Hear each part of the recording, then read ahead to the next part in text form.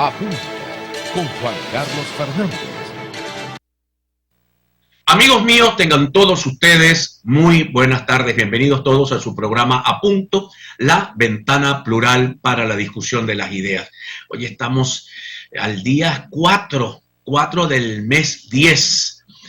Se consumen rápido los días, mis queridos amigos, muy rápido. Le doy la bienvenida a todos los que nos siguen a través de nuestras redes sociales, los que nos siguen a través de, evidentemente, el Canal 11 del Zulia, el streaming del Canal 11 del Zulia, a través de Luz FM, la 102.9, a través del streaming de la 102.9, los que nos siguen a través de A Punto con Juan Carlos Fernández en YouTube, en Instagram JC Fernández GM, en Twitter JC Fernández GM, en Facebook Juan Carlos Fernández Montoya, en mi página personal que es juancarlosfernandez.org, en la página de terceravoz.com, en Florida Estéreo y en Radio Fe. Estamos en todos lados con ustedes para iniciar el trabajo con todos. Voy a leer algo que está acá, que está publicando en la plataforma unitaria en este momento. Dice: la plataforma unitaria denuncia que Venezuela se cercena el derecho a la gratuidad escolar.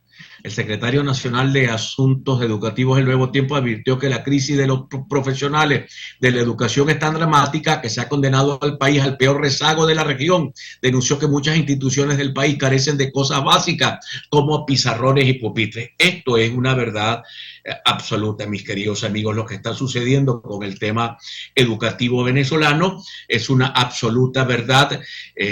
Ayer estaba analizando con algunos educadores, me contaban el tema que están zonificando a los educadores. Ustedes recuerdan, los que tienen memoria para eso o que recuerdan eso, hace muchos años se zonificaron a los alumnos. Los alumnos solo pueden inscribirse en una escuela pública que quede cerca de su residencia. Ahora están haciendo lo mismo, pero con los maestros. Están reorganizando a los maestros de modo que el maestro viva cerca de la escuela, lo más cerca posible, para que no tenga problemas de movilidad, problemas de transporte, que todo funcione bien. Eso es sumamente importante. Creo que eso facilitaría el tema del traslado, le daría al maestro mucha más conexión con sus alumnos. En mi niñez, los maestros estaban pendientes de lo que hacíamos los estudiantes en la calle.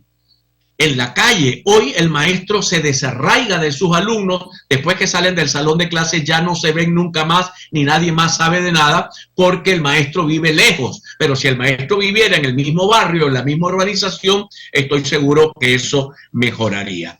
Tengo acá, mis queridos amigos, a ver, ya tenemos a Evelyn, me dice que ya tenemos a Evelyn. Vamos a darle el pase a Evelyn para que les dé el saludo de bienvenida, lea sus primeras notas y ya regresamos conmigo, mis queridos amigos. Adelante, Belín. Buenas tardes, Juan Carlos. Buenas tardes también a todos nuestros televidentes. Como siempre, agradeciendo a Dios por este día. Hoy un miércoles lluvioso en Maracaibo, parte de San Francisco también está lloviendo. Un día espectacular, bien hermoso. Bueno, rápidamente vamos a pasar con lo que es información. A esta hora tenemos en el portal de Versión Final: Cámara de Comercio y Fede Cámaras. Manifestaciones yupas perjudican producción alimentaria entre Maracaibo y Perijá. Ampliamos esta información que, como les comentaba, está en los portales, pero lo recojo del portal de Versión Final. Los presidentes de la Cámara de Comercio de Maracaibo y de Fede Cámara Zulia, Alexandro Nanino y Alex Balsa, se pronunciaron sobre las manifestaciones protagonizadas por la etnia yupa en la carretera Machiques-Colón y en sectores de Maracaibo y San Francisco, y a su juicio o a juicio de ambos, ese proceder de los aborígenes causa perjuicios en la producción alimentaria entre la capital zuliana y Perijá. En ese eje industrial que abarca Maracaibo, San Francisco y la Troncal 6, desde el kilómetro 18 hasta el 48, se produce el 90% de los huevos de consumo, el 90% de los alimentos para los animales, el 70% de los alimentos del cerdo y entre el 60 y 70% del pollo de la región. Descartaron a los empresarios a través de una entrevista que el tema está bastante grave. Los yupas cierran algunos tramos de esa troncal que conduce a Perijá y eso afecta severamente la mencionada producción alimentaria. Juan Carlos. Mira, Yasmín Atencio, creo que tenemos caído el YouTube. Por favor, revisa rápidamente esto para corregir que aparentemente tenemos caído el YouTube. Tengo en mis manos la Constitución de la República Bolivariana de Venezuela. Esto lo digo porque ayer tuve a Luis Vicente León, ustedes lo vieron. Luis Vicente dijo que la Constitución no obliga a la Comisión Nacional de Primarias a acceder a hacer el evento de primarias con el Consejo Nacional Electoral. Asimismo, mi querido amigo Rodrigo Cabezas afirma que la Constitución no obliga. Pero yo me vine, mis queridos amigos, en los artículos referentes al poder electoral. Ya me voy a ver con ustedes acá, mis queridos amigos, porque la Constitución dice lo contrario en su capítulo 5 del tema del poder electoral. Sí obliga absolutamente a que se realicen, aquí estoy, capítulo 5 del poder electoral, Constitución de la República de Venezuela. ¿Qué dice en el artículo 293? El poder electoral tiene como funciones, bueno, la número 1, el numeral 1, el numeral 2, el numeral 3, el numeral 4, el numeral 5 y llego al numeral 6. Escuchen esto, escuchen esto. Organizar las elecciones de sindicatos, gremios profesionales y organizaciones con fines políticos en términos en que señale la ley. Son las funciones del Consejo Nacional Electoral. Funciones del Consejo Nacional Electoral: organizar las elecciones de sindicatos, gremios profesionales y organizaciones con fines políticos en términos que señale la ley. Constitución de la República de Venezuela. A mí no me gusta el Consejo Nacional Electoral metido en las elecciones, pero esta es una realidad, lo dice la Constitución. Por allí salen algunos intérpretes de la Constitución a decir, yo tengo 40 años de graduado, yo interpreto esto. Mira, la Constitución tiene un solo intérprete, que es la Sala Constitucional del Tribunal Supremo de Justicia. Lastimosamente el chavismo aprobó eso en la Constitución del 99, y la letra es taxativa, o sea, de mero derecho. Al Consejo Nacional Electoral le corresponde organizar las elecciones de los partidos políticos. Así pues que, mis queridos amigos, para la interpretación que yo le doy a este asunto, allí no hay nada que hacer, no hay nada que hacer. Le corresponde al Consejo Nacional Electoral, y si el Consejo Nacional Electoral presiona, lo va a lograr y no va a tener muchas dificultades para lograrlo. Vamos a identificamos, mis queridos amigos, ya regresamos con todos ustedes. De lunes a viernes y de 12:30 a 1:30 nos puedes ver por el canal 11 del Zulia, por Tercera Voz TV. Nos puedes escuchar por Luz FM 102.9, por Radio Fe en Internet, por Florida Estéreo en Internet y por Tercera Voz Radio en Internet para todo el mundo. Esto es A Punto, la ventana plural para la discusión de las ideas. A Punto Solidario. Ayudemos todos al niño Kelvis Alcalá, que padece de leucemia linfoblástica aguda y requiere recursos económicos para sacarlo del país y poder realizarle un trasplante de médula. Ayudemos todos a Kelvis. Los números de cuenta se encuentran en pantalla o puedes contactarlo al 0424-123-8108. Cada granito cuenta para salvar vidas. Dios le bendiga. Ya regresamos. A Punto con Juan Carlos Fernández.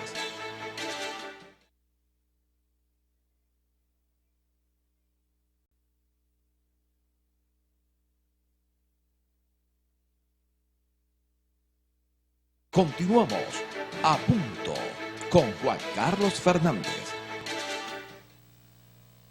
Continuamos, mis queridos amigos, continuamos con todos ustedes. Dice Francisco Rodríguez, economista, de acuerdo a la Corte de Delaware en Estados Unidos, el gobierno de Guaidó usó recursos de PDVSA para financiarse, pagar sus gastos legales y obligó a PDVSA a aceptar sus términos de refinanciamiento. Estas decisiones le causaron pérdidas a la nación por 19.000 millones de dólares. ¿Será que razón tiene Manuel Rosales cuando dice de estos señores que se enriquecieron y se fueron al exterior? Y me disculpan que haga esta analogía, pero aquí vuelve a decir en otro tuit Francisco Rodríguez, es fácil decir que Maduro es el único culpable de la pérdida de Citgo, pero los documentos de la Corte de Delaware muestran que las acciones del interinato abrieron las puertas a 19.000 millardos en demandas a Venezuela, en demandas a Citgo, y vamos a perder esa inmensa refinería, ese complejo refinador, y esto es un grave problema. Voy con Evelyn Castro. Evelyn, cuéntanos a cómo está el dólar a las 9 de la mañana, son las 2:45, ¿a cómo abrió el dólar el día de hoy? Bueno, vamos a que me ponchen la pantalla para poder informarles a ustedes en cómo está el dólar. Se cotiza a las 9 de la mañana, Banco Central de Venezuela 34.66, promedio monitor dólar 36.60, dólar today 36.67 y en los pesos en la frontera 122.34. Aumentaron un poco el peso en la frontera, ayer estaba en 120.36 si no me equivoco, ya hoy en 122.34. Juan Carlos, vamos a revisar lo que es información. A esta hora tenemos en focoinformativo.com, docentes encabezaron el mayor número de protestas en el mes de septiembre en Venezuela. Vamos a ampliar un poco y en detalles les damos esta noticia porque siguen los docentes pidiendo aumento que les permita poder costearse sus alimentos, sus medicamentos. En fin, el Observatorio de Conflictividad Laboral y Gestión Sindical contabilizó 94 conflictos laborales en Venezuela en septiembre del 2023, mes en el que los educadores encabezaron el mayor número de protestas. Trabajadores del gremio docente concentraron 33.3% de los conflictos, seguidos del personal de industrias básicas y otros varios sectores también. En el segundo lugar con 18.52% cada uno, y mientras que trabajadores de la industria manufacturera se ubicaron en el tercer puesto. Precisamente en el mes en que iniciaron las actividades administrativas en los centros educativos para el periodo escolar 2023-2024, los docentes estuvieron al frente de las protestas para solicitar no solo mejores salarios, sino condiciones laborales óptimas. De acuerdo con el Observatorio de Conflictividad Laboral del Instituto de Altos Estudios Sindicales, la exigencia por salarios dignos, el mínimo en bolívares son 130, equivale a $3.8 con 55.56%, sigue siendo la principal causa de malestar laboral que lleva a los trabajadores a manifestarse. Y en eso también hay que agregar los pensionados, que definitivamente los pensionados, las personas de la tercera edad, lamentablemente no tienen absolutamente nada, porque lo que se les paga, lo que le están pagando a los abuelitos o a las personas de la tercera edad jubilados, definitivamente es nulo. Juan Carlos. Bueno, mis queridos amigos, está cayendo un palo de agua en San Francisco, nos dicen desde el sector San Felipe, sector 5, Gustavo Urbina, lluvia de Victoria, Venezuela libre. Hoy es el día del cordonazo de San Francisco, que es un término que se utiliza en meteorología en España, pero también se usa en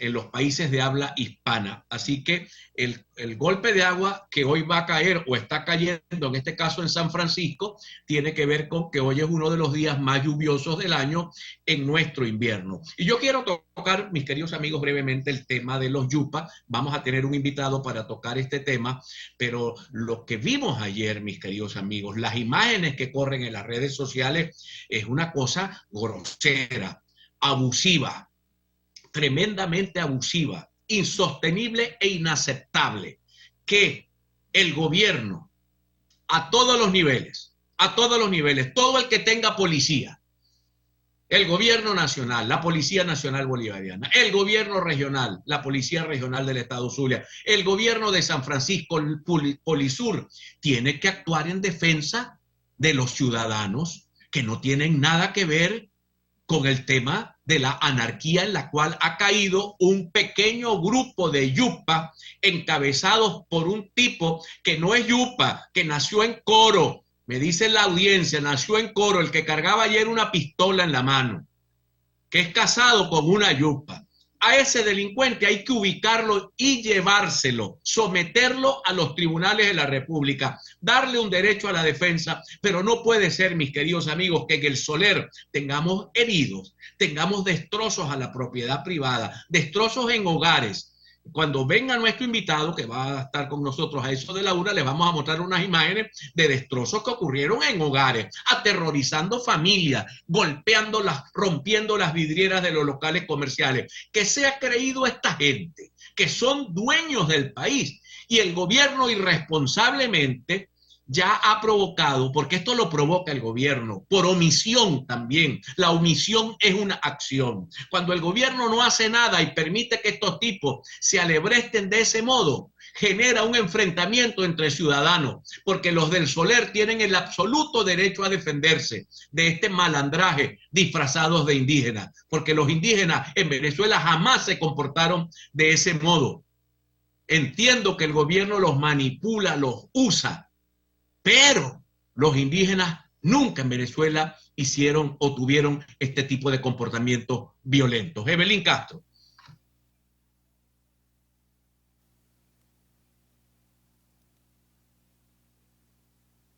Gracias a todas esas personas que el día de ayer me pasaron fotografías, videos de lo que estaba sucediendo allí en el sector El Soler, El Caujaro, hasta altas horas de la tarde, noche, ya casi estaba la situación bastante complicada allí, pero bueno, lograron tranquilizarse, pero sí el llamado definitivamente es a las autoridades a que pongan un coto, un freno. Ayer me decía mi hermana Evelyn, pero ¿cómo es que por ser patrimonio nacional no va a pasar más nada? No va a suceder nada por ser patrimonio nacional. Es compleja, es una pregunta compleja que la responde también, la debería responder el gobierno nacional. Vamos a revisar rápidamente lo que tenemos en información en el portal del diario laverdad.com. Guardia Costera de Aruba detiene lancha con 38 migrantes venezolanos. Ampliamos esta información. Un grupo de 38 migrantes venezolanos fueron detenidos por la Guardia Costera y la Policía de Aruba la noche del día lunes 2 de octubre, cerca de las costas de la nación insular. Los 35 hombres y 3 mujeres que viajaban en la embarcación detenida por las autoridades tenían el objetivo de buscar empleo en Aruba. Así lo informó el periodista Jonathan Petit en sus redes sociales, quien alertó que estas 38 personas serán deportadas a Venezuela. Este grupo se suma a los 28 migrantes que zarparon el 28 de septiembre desde la península de Paraguaná hasta Aruba, pagando unos $500. Al igual que en esa oportunidad, los viajeros fueron detenidos. Petit denunció que existen dificultades para facilitar la migración legal a Aruba, ya que afirma que el tema de la visa se complica para estas personas que se van de manera ilegal por el mar hacia Aruba. Juan Carlos. Bueno, mis queridos amigos, leo una nota de esas que son vergonzosas. Vean, dice El País de España: la red que saqueó a PDVSA le regaló un apartamento de $1 millón a una Miss Venezuela. Leo: la modelo que representó a Venezuela en el certamen Miss Mundo 2007, Claudia Paola Suárez Fernández, fue agasajada por la trama que saqueó $2.000 millones a la principal firma estatal Petróleos de Venezuela. El empresario Luis Mariano Rodríguez Cabello, presunto testaferro de la red, regaló en el 2010 a esta reina de belleza un apartamento, escuchen la cifra, de $950.000 en el edificio Parque Residencial Campo de Oro en Caracas, según se desprende de un informe confidencial de la Unidad de Inteligencia Financiera de Andorra, la UIFAN, al cual tuvo acceso el Diario Español. A través de una sociedad panameña instrumental, el presunto hombre de la organización corrupta transfirió el importe del inmueble a una cuenta en el Bank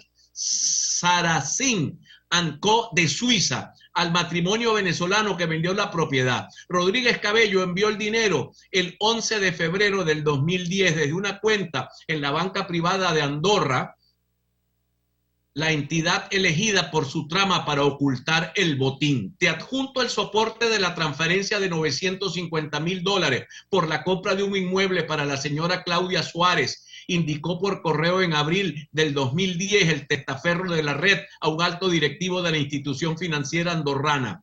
El contrato de compraventa está suscrito por la pareja venezolana dueña del apartamento y Claudia Paola Suárez. El documento establece el precio de 5.795.000 bolívares, una suma que al cambio de la fecha correspondía a 1.300.000 dólares. Este diario ha intentado sin éxito localizar a la modelo y a los vendedores de la propiedad para recabar su versión. Vergüenza, vergüenza, vergüenza debería darles a los que han permitido este saqueo a nuestra patria. Identificamos y ya regresamos. Somos Tercera Voz, el más completo noticiero digital de todo el país. Visítenos en nuestra página web www.terceravoz.com o síguenos en nuestras redes sociales. Periodismo independiente, Tercera Voz. No importa lo ocupado que estés, debes tomarte el tiempo para hacer que la otra persona se sienta importante. Esto lo dijo Mary-Kay Ash, empresaria estadounidense. Ya regresamos a punto con Juan Carlos Fernández.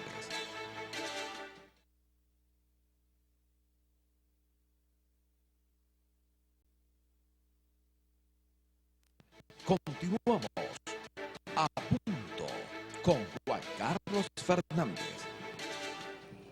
Seguimos acá. Yo quiero mostrarles los medicamentos que nos llegaron. Permítanme.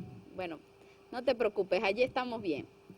Voy a empezar con metoprolol de 100 miligramos. Tenemos piraxetán, que es Brainox, de 800 miligramos. Por acá nos llegan de Flasacor, de 30 miligramos. Tenemos desloratadina de 2.5 sobre 5 ml. Esto es pediátrico, jarabe pediátrico. Tenemos beclometasona, que es Nabumex. Esto es inhalador. Y por aquí, un producto que piden muchísimo, betametasona, que es Betaduo. Betaduo. Allí está el número telefónico, 0424-617, para ver, Yasmin, permíteme otra vez, coloca 617-6195, si no me equivoco, allí está el número. Nos pueden enviar un mensaje de texto solicitando alguno de estos productos. Por cierto, por allí también vi esponja para la parotomía, creo que la tenemos allí también. Bueno, allí está el número. Gracias a esos ángeles, como siempre dice Juan Carlos, y les agradecemos enormemente por todo el apoyo que nos brindan, entregándonos sus productos, estos medicamentos para las personas que más lo necesitan. En San Francisco también voy a pasar en horas de la tarde por la casa de la señora Paola Meléndez, que también me llamó el día de ayer. Evelyn, tengo medicamentos para donarte, tengo ropa de adultos para donarles a ustedes, lo voy a traer para dárselo a Juan Carlos Fernández y esa iniciativa tan importante para las personas que más necesitan de algo para estas Navidades y para vestirse en octubre, noviembre, diciembre. Juan Carlos. Bueno, aquí estamos, Evelyn. Ya tenemos a nuestro invitado del día de hoy, es el presidente de la Cámara Municipal del municipio de San Francisco, un joven dirigente político de Primero Justicia. Me refiero a Ibrahim Gutiérrez. Con él queremos conversar sobre el tema de la situación de desborde que hay con los yupas en el municipio de San Francisco. Ibrahim, mueve un poco hacia el centro tu pantalla que no te vemos. Okay. Ahí Listo, aquí estamos. Adelante, coméntanos, bienvenido al programa. ¿Qué pasó en el Soler? ¿Cuál es la situación en el Soler? Muchas gracias, doctor. Aquí estamos. Bueno, gracias por la invitación. Ciertamente han sido días duros en el tema de los vecinos del Soler y los alrededores, el Caujaro, Villa Sur, el Samán.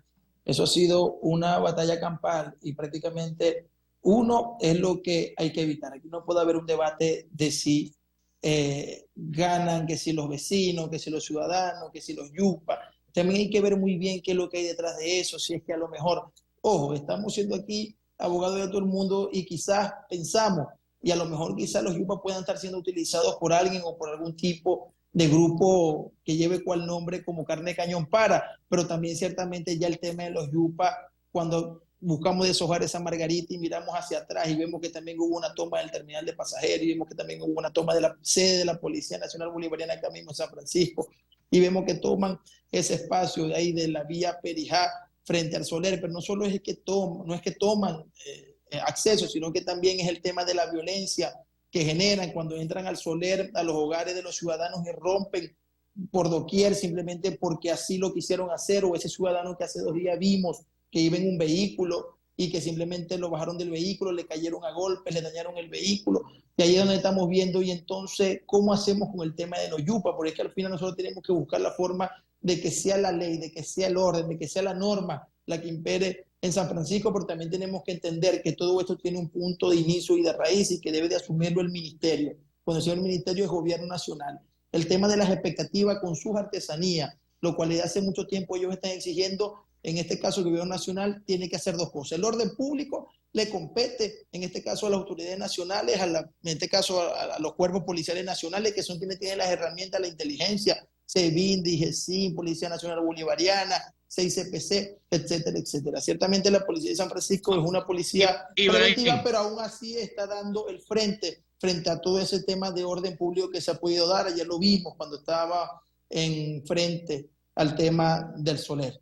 Dígalo. Permíteme una pregunta. ¿Cuál es específicamente la situación con el Soler? ¿Qué hizo la gente de la 200 del Soler para tener que vivir esta agresión, que la observamos como una agresión además masiva? ¿Cuál es el origen qué fue lo que hizo detonar esta actitud fuera de la ley, obviamente, de ese grupo de indígenas yupa, pero qué fue lo que detonó este asunto? No, y es que los compañeros yupa son indescifrables. Ellos empezaron a meterse en la residencia del Soler, en casas vacías, pero también en casas que viven ciudadanos de San Francisco, y empezaron prácticamente en actos vandálicos.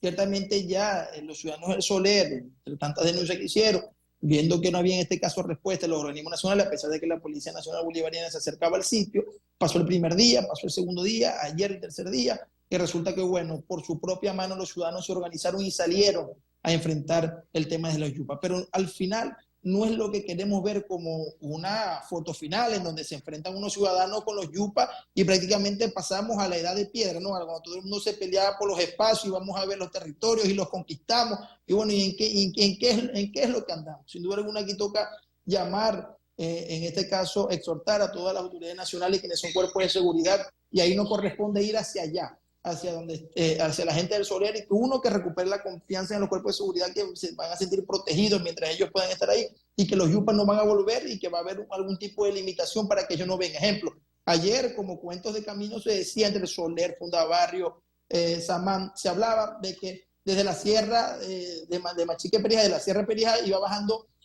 unos caciques, cantidades de yupas que según iban a llegar hoy otra vez al punto, allí mismo en el Soler. Ellos lo que sienten los yupas también es que, bueno, que nadie les puede responder. Los ciudadanos del Soler les respondieron una vez, ayer 2 veces, y ayer llegaron más de 150 yupas. Ayer se ven en los videos, no solo simplemente como yupas, simplemente como una etnia cultural, no, también como grupo armado. Estaban armados algunos yupas quienes iban en esos vehículos, Malibú, camionetas, tal. Entonces, alrededor de 150 yupas se acercaron al sitio simplemente como una forma de revancha, de contestar lo que los ciudadanos en ese momento, quienes viven en el Soler, le dijeron que, bueno, vete de aquí porque es que al final esto no es tuyo, me estás agrediendo y estás agrediendo mi patrimonio. Bueno, mira, Ibrahim, te agradezco mucho que nos hayas acompañado la tarde de hoy, y espero en el nombre de Dios que antes de que ocurra una desgracia allí, que puede morir una persona del lado de los habitantes del Soler o alguien del lado de los grupos de los yupas, que antes de que esto ocurra el gobierno intervenga. Los 3 niveles de gobierno, pero que el gobierno nacional permita la acción, que tome la acción, porque el problema es que los guardias nacionales se asustan porque no les dan la orden de actuar. Sí, claro, o a este señor que cargaba la pistola, Ibrahim, no es yupa, es casado con una yupa, es un señor que nació en Coro. A ese tipo hay que salirlo a detener. No, y es que hay que decirlo, la gente que normalmente cuando son arrestados, son detenidos por la Policía Nacional, resulta que quienes detienen no son yupas, no son de la etnia, pero resulta que la etnia, los yupas, van y los pelean. Entonces resulta que quienes se llevan detenidos no son yupa, como a lo mejor el compañero que es de Coro, que no es de Tigre Belaine, que es esposo de alguien, que simplemente los está utilizando a ellos como carne de cañón para actos vandálicos, que también puede pasar, por ahí hay que ver las dos caras de la moneda. Entonces resulta que ellos también se meten en ese juego, y ahí es donde viene el tema de que hay que buscar reprender de alguna forma. Aquí tenemos que buscar dos vías. Uno, el tema de las expectativas del gobierno nacional, y dos, crear una mesa de trabajo donde todos podamos participar, pero tiene que crear el ministerio. Muchas gracias, Ibrahim. Buenas tardes para ti, Listo, doctor. presidente. Un abrazote. Vamos para adelante. Adelante, presidente de la Cámara Municipal del municipio de San Francisco. Me voy con dos notas. Una, el candidato presidencial a las primarias, Carlos Prósperi, dice que él no sabe dónde vota. Todavía él no ha podido informarse dónde vota. Dos, Franklin Picone, vocero de la plataforma unitaria, dice: acataremos lo que la Comisión Nacional de Primarias decida. Si tiene que estirarse el tiempo para que las cosas salgan mejor, que se estire. Le hemos dado el testigo a la Comisión Nacional de Primarias, la instancia que debe tomar las decisiones. ¿Qué son 3 semanas? Al retorno voy a hablarles de esto. Del 22 de octubre al 19 de noviembre son 3 semanas. ¿Cuál es el problema? Para utilizar todas las herramientas que tiene el Consejo Nacional Electoral para aumentar los centros de votación, para que la gente pueda votar en su centro de votación natural, para tener las máquinas de votación, la transmisión, y para poder hacerle la auditoría. ¿Qué es lo que hay en el fondo? Que la Comisión Nacional de Primarias se niega a esto. Es que el que está ganando la primaria va a perder porque pasen 3 semanas. Yo no lo creo. Al retorno hablamos un poco de este tema.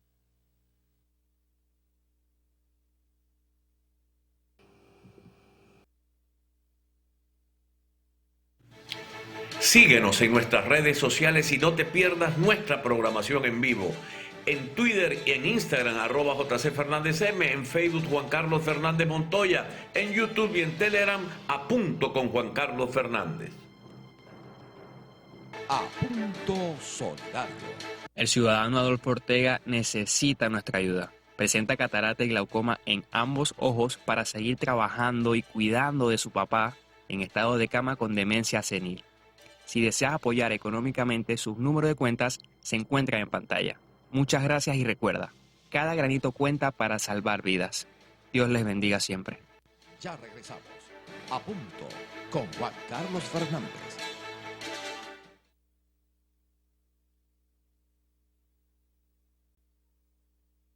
Continuamos. A Punto con Juan Carlos Fernández. Reflexión de hoy.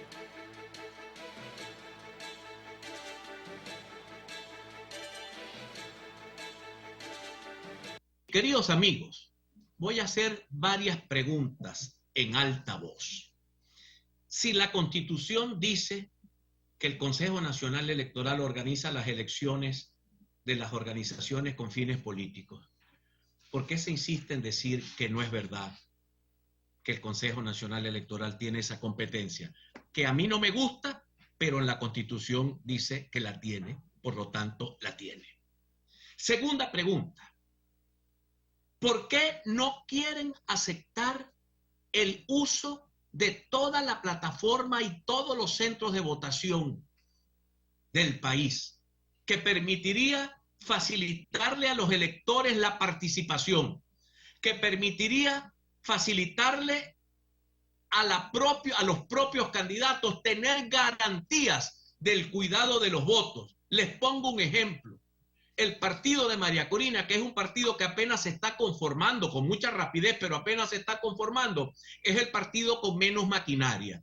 Si esas elecciones van manuales y sin el Consejo Nacional Electoral, donde María Corina no tenga testigos, le van a volar los votos, como siempre lo han hecho en Venezuela. Si la votación es en el centro de votación, con las máquinas de votación, y se hace la auditoría del 30% de las mesas, no hay modo de que le roben los votos a nadie.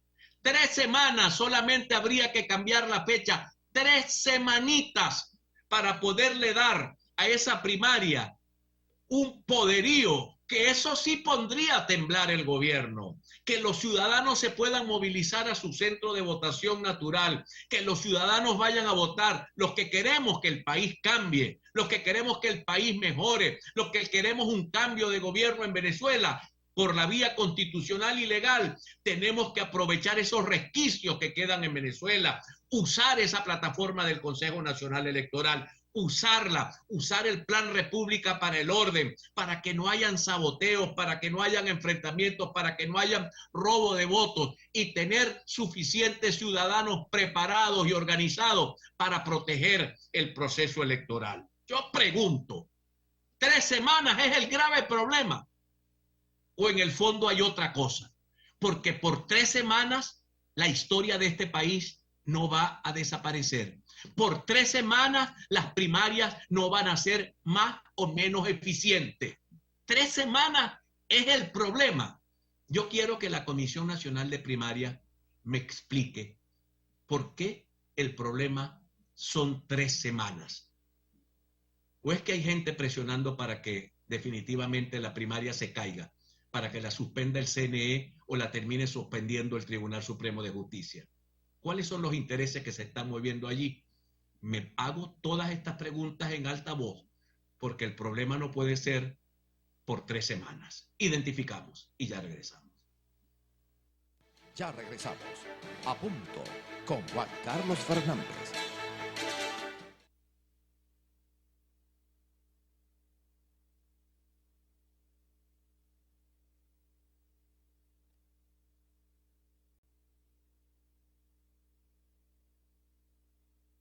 Continuamos a punto con Juan Carlos Fernández. Bueno, continuamos, mis queridos amigos. Dice David Smolansky a NTN 24 en Colombia: si Rosales se siente responsable, que lo diga, pero que no nos meta a otros. Fue la respuesta que dio Smolansky a Manuel Rosales, quien aseguró que la oposición tiene cuota en la crisis de Venezuela. Vamos rápidamente a Barranca, Colombia, con Carlos Uzcategui, El Miura. Adelante, Carlos. Una feliz tarde para todos desde el Caribe colombiano. Quien les saluda a esta hora, su amigo de siempre, Carlos Uzcategui, El Miura, para el programa A Punto. Estado de emergencia en el departamento de La Guajira binacional seguirá parcialmente vivo hasta julio del 2024. Polémica. El presidente Gustavo Petro sobre la investigación a su hijo Nicolás: les da miedo un fiscal independiente. Pugilato por el tema de la reforma laboral comenzará después de las elecciones del 29 de octubre de este año. Desde el Atlántico, expandilleros criminales de la F4 y los K7 entregaron armas y se comprometieron a no más violencia. Ministerio de la Defensa pidió perdón a madres víctimas de 19 falsos positivos. Desde España, la Cancillería colombiana confirma que 3 colombianos fallecieron en el incendio de una discoteca en Murcia, España. En un tema de investigación, desde Bogotá, la exniñera de Laura Sarabia acude a la SIC porque teme por su vida, así lo anunció su abogado defensor. Tema de la migración irregular es el nuevo gran negocio de los grupos armados ilegales, así lo indicó la procuradora Margarita Cabillo. Desde la zona Caribe, el gobierno de Petro entregará renta guayú a familias beneficiarias, pese al fallo de la Corte Suprema. Colombia recuperó 12 piezas de patrimonio arqueológico que estaban en Costa Rica. Juristas se reunirán en el primer Congreso Regional de Academias Jurídicas de América del Sur en la capital, Bogotá. En tema, Amy Reisic prevé que la economía de Colombia crezca un 1.2% en el 2023 y el 1.5% en el 2024. Nos despedimos a esta hora, Carlos Uzcategui, El Miura, desde el Caribe colombiano. Una feliz tarde para todos. Bueno, vamos rápidamente, mis queridos amigos, con nuestra compañera Evelyn Castro. Evelyn, 1:22 de la tarde, ya casi cerramos el programa. Te escuchamos. Así es, Juan Carlos, vamos a cerrar con esta noticia. Pronostican que el salario mínimo puede aumentar entre 50 y 80 dólares mensuales en el 2024. Rápidamente leemos esta nota. El socio director de Ecoanalítica, Durval Olivero, señaló que el 2024 será un año particular para Venezuela por la realización de las elecciones presidenciales en medio de una dinámica política compleja. lo que aumenta el nivel de incertidumbre para el año que viene. Considera que es necesario que las empresas trabajen en diferentes escenarios que les permitan tener herramientas para manejar la dinámica económica del año entrante. Él estima un aumento salarial preelectoral en ese orden, 50 u 80 dólares. Juan Carlos, con esta me despido, te doy el pase a ti. Antes de despedir el programa, me llega una nota vía WhatsApp del doctor Eduardo Fernández. Escuchen esto. Él me dice, ¿cómo estás? Yo le digo, muy bien, amigo mío. Me alegra. Te quería pedir un favor si está a tu alcance. Le digo yo, claro, doctor. ¿Tienes disponibilidad de Cele para que me hagas un favor? Le hackearon el teléfono. Nunca dé datos de su teléfono a nadie que le escriba. No admita código alguno porque hackean el teléfono y estafan a sus amigos. Gracias a Dios, ya yo tengo la experiencia y lo que hice fue que les dejé un insulto a los vagabundos estos que saquearon la cuenta de WhatsApp del doctor Eduardo Fernández. Me despido de ustedes. Nos vemos mañana. Mañana muy temprano de la mañana en el análisis de la noticia. Y luego todo el día en terceravoz.com y al mediodía acá en A Punto con Juan Carlos Fernández. Que Dios los bendiga a todos.